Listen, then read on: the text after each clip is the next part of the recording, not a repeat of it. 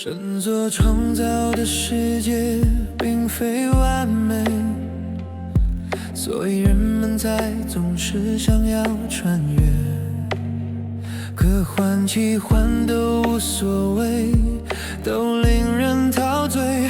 在这里只想幽静的沉睡，不想道别，宁可装作梦蝶，希望自己只是蝶，而愿世界毁灭。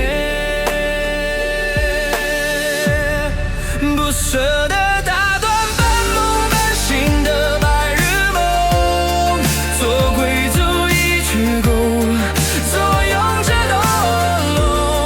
不论哪个世界中，活得总是更成功。谁会想念这颗远行的牢笼？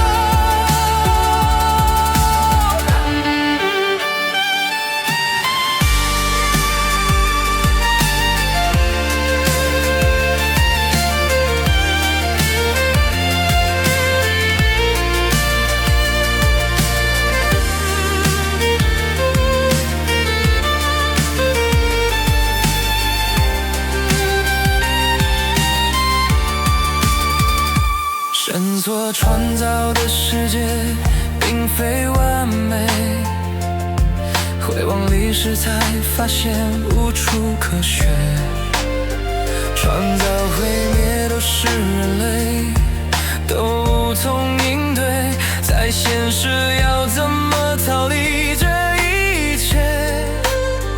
不想道别，宁可装作梦蝶，希望自己只是蝶，而愿世界毁灭。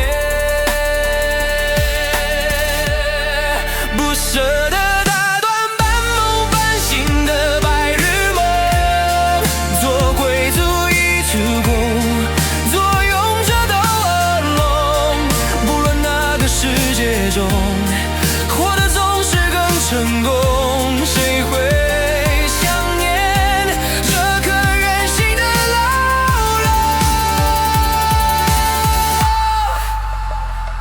逃避难道真的很可取吗？还是社会为了稳定而摆出的谎话，才打着来威胁些的步伐？只想回家，懒得去揭开那些面纱，只想要陷入半梦半醒的白日梦，闭上眼更轻松，闭上眼更轻松。只有这个世界中，只能默默的服从。